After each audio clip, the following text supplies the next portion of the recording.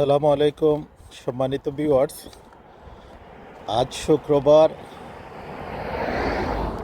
30শে August. আয়ারল্যান্ডের weather খুবই ভালো, সম্ভবত 22 ডিগ্রি টেম্পারেচার আজকে আয়ারল্যান্ডে। আমার জানা মতে এবছরের সর্বোচ্চ তাপমাত্রা আজকে আয়ারল্যান্ডে। বিকালটা খুব সুন্দর, রুদ্র জলমলে। রাস্তায় বেরিয়েছি,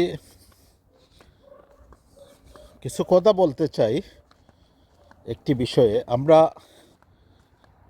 বুঝতে পারতেছি না আসলে পর্দার অন্তরালে হচ্ছেটা কি। আমরা প্রথমে শুনলাম ডিবি হারুন এয়ারপোর্টে পালানোর চেষ্টা করেছিল, সেখানে তাকে আটক করা হয়েছে এবং জিজ্ঞাসাবাদের জন্য নিয়ে যাওয়া হচ্ছে। সামাজিক যোগাযোগ মাধ্যমে আমরা বিভিন্ন ভিডিও দেখলাম যে তাকে উৎসুক জনতা, পথচারীরা মারার চেষ্টা করছে। আবার আমরা অনেক ভিডিও দেখলাম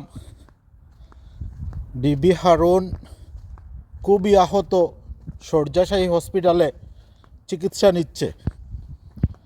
এসব কিছু দেখে আমরা অভ্যস্ত হয়ে গেছিলাম।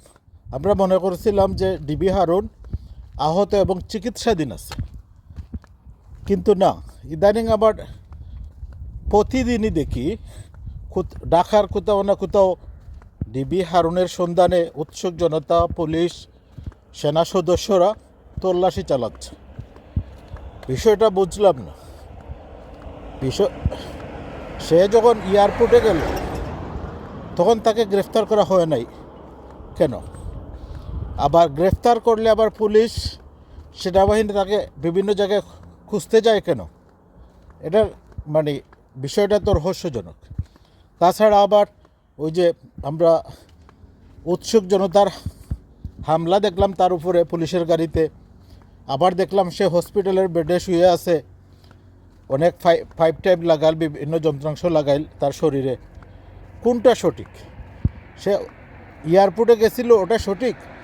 গ্রেফতার হয়েছিল, এটা সঠিক? না সে ওই যে পুলিশের গাড়িতে তার উপরে আক্রমণ করা হলো, অথবা হসপিটালের যে ছবি ভিডিও অনলাইনে সামাজিক মাধ্যমে বেসে বেড়াচ্ছে, ওটা সঠিক? না এখন যে তাকে গ্রেফতারের জন্য বিভিন্ন তল্লাশি অভিযান, বিভিন্ন জায়গায় তার খুঁজে যে তল্লাশি চালানো হচ্ছে, এটা সঠিক? বিষয়টি রহস্যজনক। আবার আমরা শুনলাম কুমড়ু পটাশ আরাফাত গ্রেফতার হয়েছে উত্তরা থেকে, ধানমন্ডি থেকে। এখন আবার দেখি বিভিন্ন জায়গায় পুলিশ আবার তাকে গ্রেফতারের জন্য অভিযান পরিচালনা করছে, উৎসুক জনতা ভিড় করছে। বিষয়টা তো বোঝা যাচ্ছে না। সেনাপ্রধান একবার বলেছিলেন, এবং তাদের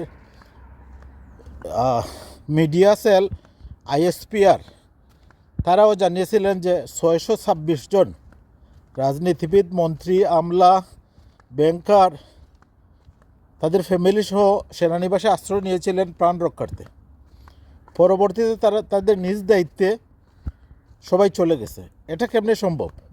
সেনাপ্রধান, সেনাবাহিনী, ISPR তারাও তো জানে যারা স্বৈরশাসকের দোসর ছিল এবং স্বৈরশাসনকে যারা প্রলম্বিত করেছিল, ইভেন যারা এখান থেকে স্বৈরশাসন কায়েম করেছে, দেশের টাকা লুটপাট করেছে, বৈষম্যবিরোধী ছাত্র আন্দোলনে গণহত্যা চালিয়েছে, অনেকেই সম্পৃক্ত ছিল, তাদেরকে সেফ জোন অথবা সেফ এক্সিট কেন দেওয়া হলো, এটাও বোঝা যাচ্ছে না। এর জন্য হয়তো সেনাপ্রধান অথবা সেনাবাহিনীর হাইকমান্ডকে কোনো এক সময় জবাবদিহির আওতায় আনা হতে পারে। কেন তাদেরকে গ্রেফতার দেখানো হলো না? কেন তাদেরকে পুলিশে হাতে তুলে দেওয়া হলো না? এই জন্য তাদেরকে হয়তো অবশ্যই জবাবদিহি করতে হবে।